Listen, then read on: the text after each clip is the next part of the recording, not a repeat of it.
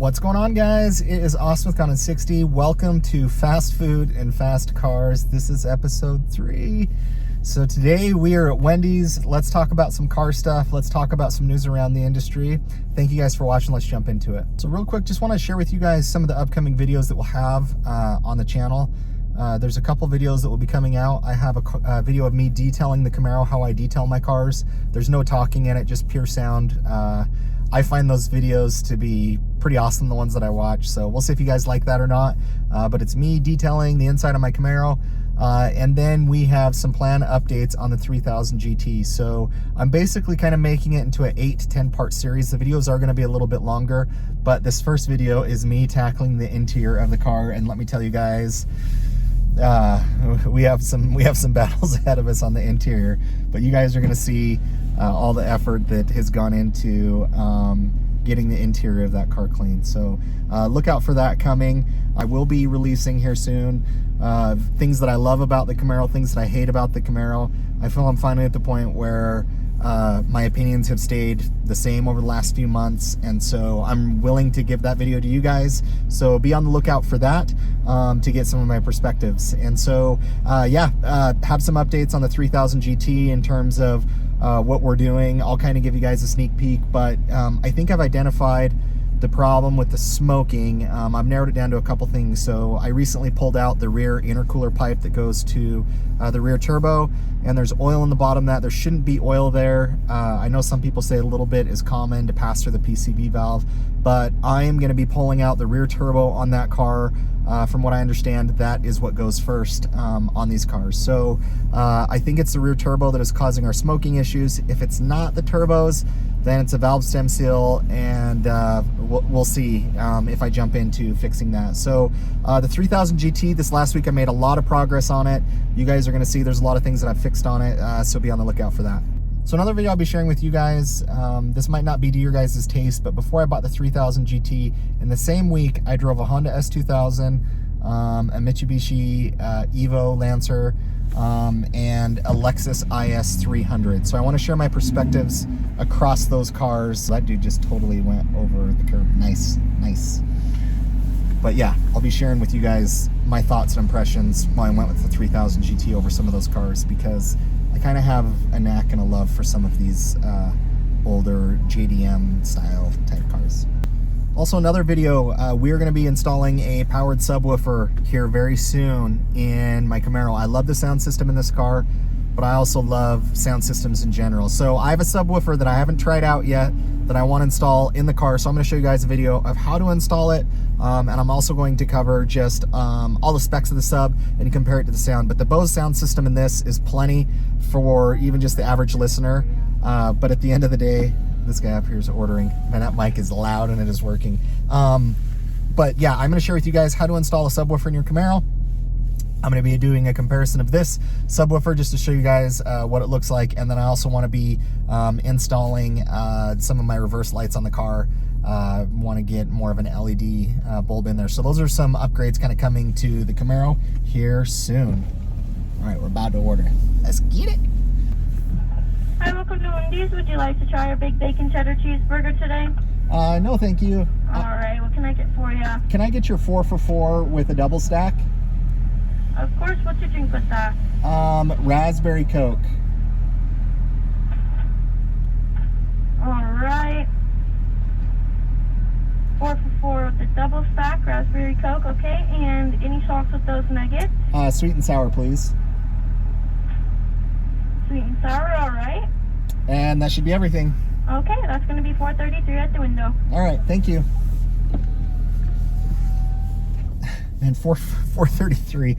I don't know if Wendy's is making money on their 4 for $4 deals, but apparently something's working.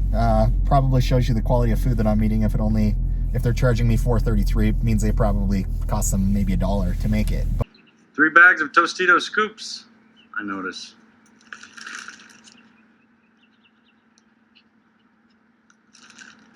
There was a special on these tonight. 3 for 1. 3 for 1? Yep. How can that be profitable for Frito-Lay? These corporations, I don't know what they're doing. But I love raspberry Coke. I know that's a weird one, but it's kind of my jam. I kind of like flavored drinks, if you guys seen some of my YouTube lives. But anyways, we're at Wendy's. I do like their new fries, by the way. Their new hot and crispy fries. But that's not why you guys came here. All right. All right, thank you. You too.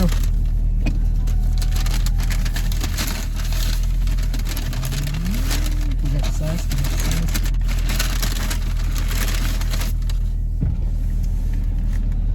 Can I get some sweet and sour sauce, please? All right, thank you, sir. Thank you. Yep. All right. Oh, and also getting an iPhone 13 Max. So I have an iPhone 11 now. I shoot a lot of my videos from my iPhone, but I also shoot it off of my GoPro too. I'll eventually get a better camera for the channel. But I am excited about the cinematic feature on the new iPhone. So be on the lookout for some different videos. And sorry, my phone is bouncing. It's bouncing all over the place. So let's talk about just a couple things Camaro related. I did have a small issue with my Camaro recently. Not that big, and I'm not worried about it because it hasn't replicated, and I think it's due to the cold.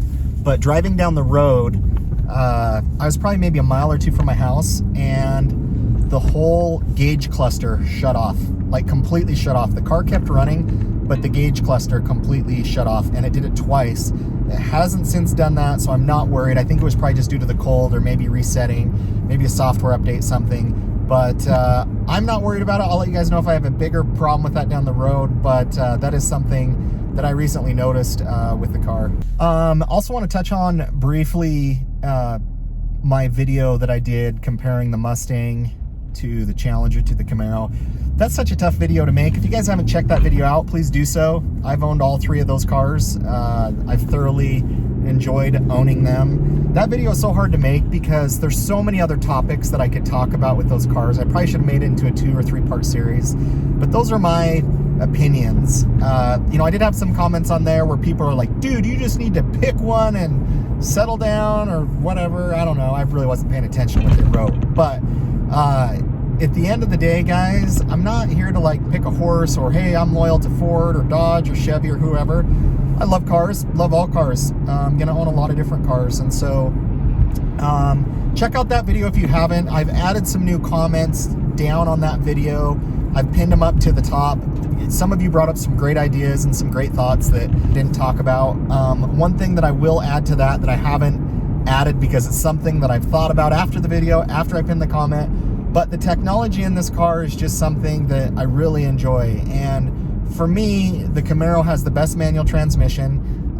It has rev match, which I know a lot of you manual enthusiasts go, well, I'll just heel toe downshift, but it has rev match. It has the heads up display, has the interior lighting.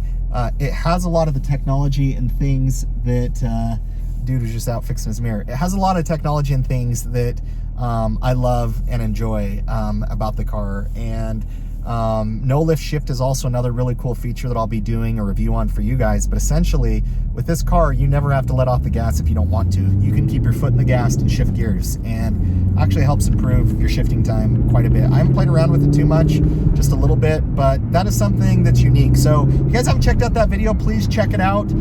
If you guys have more topics on that you want me to give my thoughts on, I'll shoot another video on it and give you guys my thoughts and perspectives. But guys, those are just things that are important to me. Some of the things might be more important to you guys, but I wanted to share that with you guys. Other Camaro updates. If you guys are looking for additional Camaro updates, I really recommend you guys follow Lethal Garage. You know, he's a lot bigger YouTuber than me, and he has a lot of interesting videos talking about upcoming Camaros and upcoming models, upcoming motors. It does sound like they are going to be changing up trim levels. It does sound like they're going to be adding horsepower.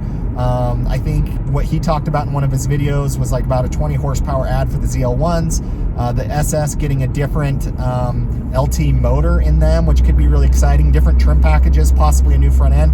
So if you guys are really looking for hardcore, just like have a beat at GM, I'm not going to pretend to be the know-it-all with it. I try and pass along the information that I get to you guys, but he is a great source for Camaro content. with that said, if I were in your guys' shoes and you're still waiting for a Camaro or thinking about ordering a Camaro, I honestly probably would wait, because my gut reaction is, if you want a Camaro, the platform as it is amazing right now. But what I'm hearing and what I'm seeing, especially some of the stuff Lethal Garage has talked about, I probably, if you've been sitting on one for a while, I probably would wait until probably 2023 to get one, just because of all the different changes that I'm hearing coming out with the cars. So that's my 2 cents on the Camaro. Word is 2023 is when we're getting the new Mustang, so that will be exciting to see. It'll be interesting to see what they do to their horsepower and torque figures. I'm very curious to see if they finally put a Tremec transmission into the standard Mustangs.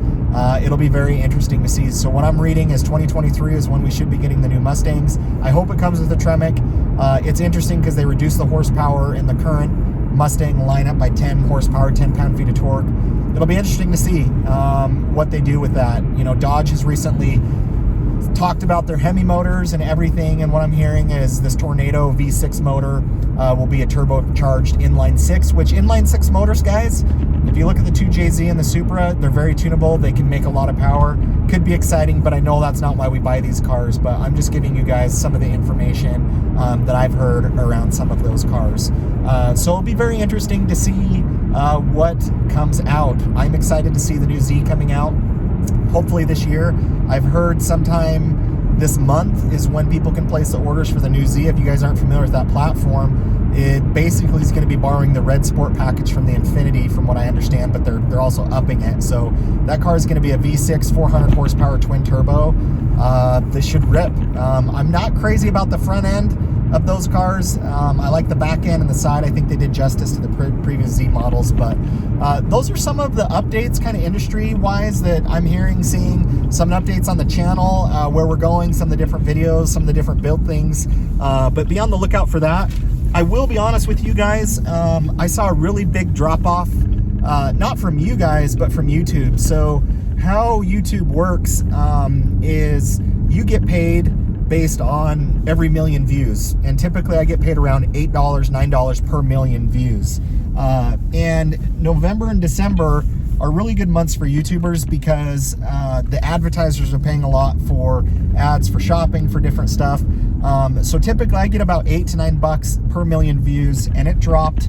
My Mustang Challenger last video did really, really well. It had a lot of watch time, a lot of hours, and my RPM, my revenue per million views, dropped from about $8.75 to like $4, and it's consistently gone down. So I might either pump out a lot more videos in January to help make up for it, to help pay for the Yellow Submarine as I look at it here, or I might not post as many videos until later in the month. But regardless, I'll probably just keep doing my thing, because money shouldn't determine what you guys get or don't get. But just want to give you guys a perspective in a life of a YouTuber of what that looks like. And for you guys, what that means is basically cutting my revenue in half would take a $400 month to a $200 month, or $200 month then to a $100 month. So it's basically working the same or just as hard for half as much money.